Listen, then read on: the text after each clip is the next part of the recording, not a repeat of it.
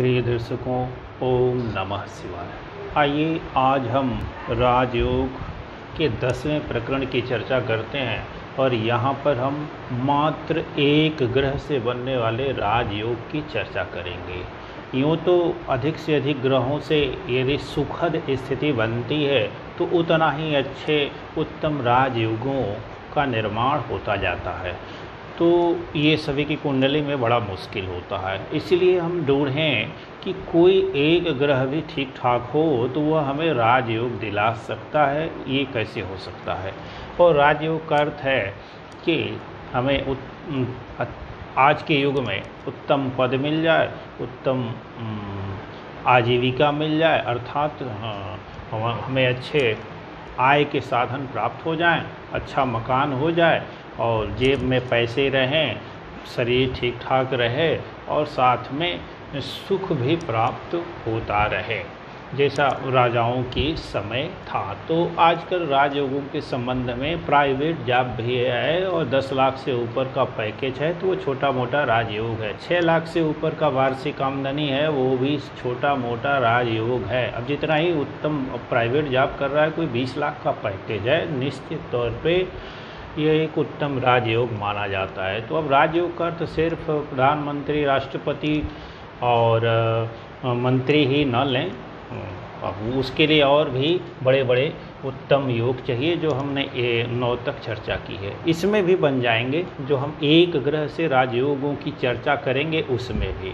तो सर्वप्रथम बहुतों को राजयोगों में भ्रम रहता है, तो उस भ्रम को दूर करना आवश्यक था। अब आइए देखते हैं कि ऐसी कौन सी परिस्थिति उत्पन्न होगी जिसमें एक ग्रह ही हमारे जीवन को सुखमय और सम्मानपूर्वक चलाने के लिए पर्याप्त होता है। तो सबसे पहला नोट कीजिए कि यदि लग्नेश बलवान होकर लग्न में ही स्थित हो, ये नंबर 1 सूत्र, लग्नेश बलवान होकर के लग्न में ही स्थित हो तो यह अकेला उत्तम राजयोग है, अर्थात यह अकेला उत्तम सुख परिस्थिति है, जीवन को चलाने के लिए पर्याप्त है। दूसरा, यदि लग्नेश बलवान होकर केंद्र में हो, केंद्र में हो मतलब एक, पहले में तो लग्न में ही था, अपनी की ही राशि में आ गया, अब अपनी राशि में न हो, लग्न में न हो लेकिन 3 में अन्य केंद्रों में हो जाए, जैसे 4 में हो जाए, 7 में हो जाए, 10 में हो जाए और बलवान होकर के हो। बलवान का मतलब है षड्मन में उसे अच्छी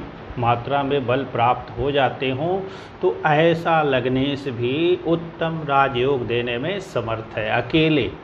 दूसरा, ये यदि कलाओं से स्फुरित चंद्रमा, अर्थात एकादशी के बाद और शुक्ल पक्ष की एकादशी के बाद और कृष्ण पक्ष में षष्ठी तक, अर्थात 3-4 दिन पूर्णिमा से पहले और 3 दिन पूर्णिमा से बाद तक चंद्रमा जो है कलाओं से स्फुरित रहता है। पूर्णिमा के जितना ही पास का चंद्रमा होता है उतना ही वो पूर्ण कांति युक्त कहा जाता है। तो यदि पूर्ण कांति से युक्त चंद्रमा लग्न को छोड़ करके अन्य 3 केंद्रों में हो जाए, लग्न में हो तो अपनी राशि में हो तो उत्तम राजयोग पहले ही सूत्र से हो गया, लग्न को छोड़ करके अन्य 3 केंद्रों में ऐसा चंद्रमा हो जाए जो पूर्णिमा के आसपास का है, तो यह अकेला उत्तम राजयोग देने में समर्थ है। यही चंद्रमा यदि जलचर राशि में हो और पाप प्रभाव में न हो और लग्न में स्थित हो जाए और वर्गोत्तम हो जाए तो यह अकेला चंद्रमा उत्तम राजयोग देने में समर्थ है। अगली स्थिति आते हैं कि 1, 5, 9 राशि का मंगल लग्न में स्थित हो, 1, 5 और 9 अर्थात मेष, सिंह और धनु राशि का मंगल लग्न में ही स्थित हो और मित्र ग्रहों से दृष्ट हो, तो ऐसा अकेला मंगल प्रबल राजयोग बनाता है। यद्यपि यह मांगलिक योग है परंतु इस सूत्र में यह मांगलिक योग उतना कारगर नहीं होगा। यदि सप्तम भाव में सूर्य होगा तो मांगलिक दृष्टि तब थोड़ी सी स्थिति बनेगी, लेकिन शनि होगा तब बनेगी, अन्य पाप ग्रहों से दृष्ट होगा तो बनेगी। मित्र ग्रहों से दृष्ट है, पहले इसकी चर्चा की गई है किसी न किसी में। तो एक ग्रह अकेला मंगल यदि 1, 5, 9 का हो, लग्न में हो और मित्र ग्रहों से दृष्ट हो तो यह अकेले ही उत्तम राजयोग देने में समर्थ है। मकर राशि का अगली पॉइंट पे आते हैं कि मकर राशि का छोड़ करके बृहस्पति केंद्र में, माफ़ कीजिएगा, लग्न में ही स्थित हो तो ये अकेला बृहस्पति एक उत्तम राजयोग है। अब जैसे वो सूत्र आता है कि गुरु जो है पाप प्रभाव में हो तो स्थान हानि करता है, और मकर राशि को इसलिए छोड़ दिया गया कि मकर राशि में गुरुदेव नीच के हो जाते हैं तो यह उत्तम परिणाम देने लायक स्थिति में नहीं रह जाते। कुंभ के गुरु भी पाप प्रभावित तो है, लेकिन यहाँ पर यह बात नहीं लागू होगी कि वो पाप प्रभाव क्षेत्र में हो और तो वो स्थान हानि करेंगे, यहाँ नहीं होगी, क्योंकि लग्न में गुरु दिग्बली हो जाते हैं। और ये अकेले गुरु लग्न में मकर राशि का 9 होकर के स्थित हों तो यह एक प्रबल राजयोग है। क्यों है? क्योंकि 1, 5, 9 ये गुरु की 5वीं दृष्टि पंचम भाव पे पड़ेगी, गुरु की 9वीं दृष्टि 9वें भाव पे पड़ेगी, और अन्य दृष्टियां जो हैं, चौथी है, 8वीं है, और उसके बाद से तीसरी है, 10वीं है, इन दृष्टियों से गुरु के लग्न में स्थित होकर के बलवान होकर के अन्य सभी भावों को मजबूत कर देंगे। लेकिन अब इस सूत्र में देखना है कि कहीं चलित कुंडली में भाव स्पष्ट करने पे गुरु दूसरे या खास करके 12वें न चले जा रहा हूँ, वही लग्न में दिख तो रहे हैं गुरु प्रथम भाव में, परंतु यदि चलित कुंडली में 12वें चले जा रहे हैं तब इस उत्तम राजयोग का प्रभाव नहीं मिलेगा। और आप कहेंगे कि हमारे तो लग्न में ही गुरु दिख रहा है और इस उत्तम राजयोग का प्रभाव नहीं है और मंत्रेश्वर जी झूठे हैं, तो ये आपकी समझ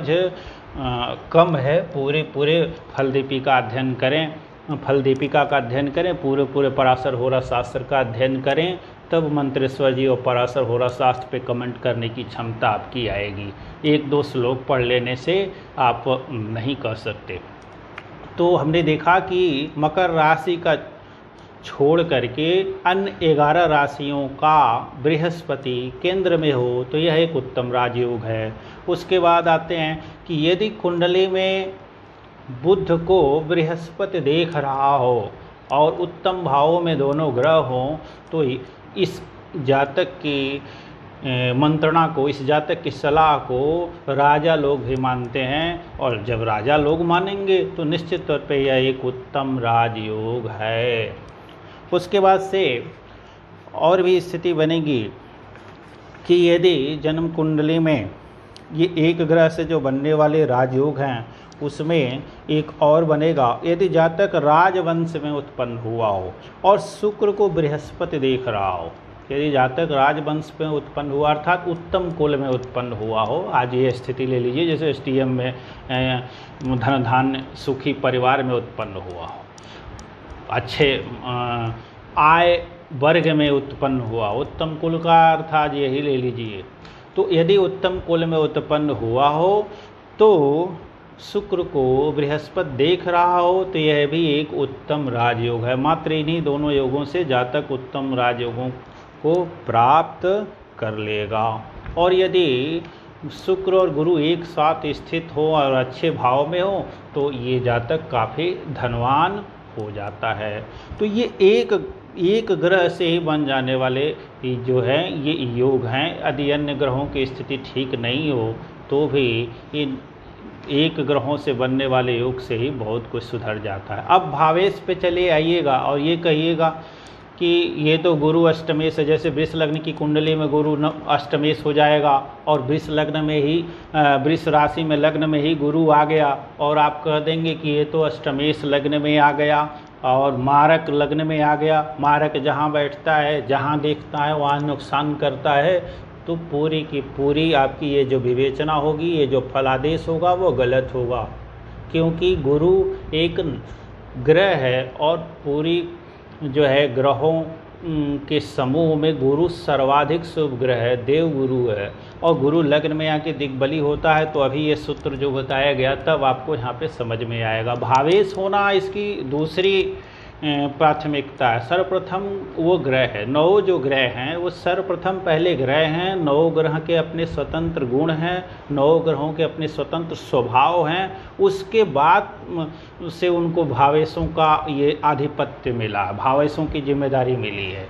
तो कोई भी ग्रह पहले वो ग्रह है, उसके बाद वो भावेश है। इस तरह से जब देखेंगे तब कुंडली को देखने में आप अधिक से अधिक समर्थ हो पाएंगे। तो वृष राशि का वृष लग्न में ही गुरु उत्तम राजयोगकारी है। कुंभ राशि का गुरु लग्न में ही उत्तम राजयोग देने वाला है। यहाँ तक कि हमने देखा है व्यवहार में, मकर राशि का गुरु भी लग्न में हो और अस्त न हो तो यह भी उतना बुरा नहीं है, क्योंकि अस्त नहीं है, और यदि बकरी हो गया तो वो भी राजयोग है। नीच भी है और यदि बकरी है, पूर्व के एक श्लोक में चर्चा की गई है, तो वहाँ पे दिग्बल भी मिल जाएगा। बकरी होने के कारण चेष्टा बल प्राप्त हो जाएगा। तो 32% तो षटबल में दिग्बल और ये चेष्टा बल कवर कर लेते हैं। उसके बाद स्थान बल केंद्र में मिल जाएगा, और संयोग से कहीं वर्गोत्तम हो जा रहा हो तो और अच्छी बात है। तो इस तरह से हम जब समझेंगे कुंडली को, तब हम अधिक से अधिक सटीक फलादेश कर पाएंगे। तो ग्रह पहले ग्रह है, उसके बाद वो भावेश है।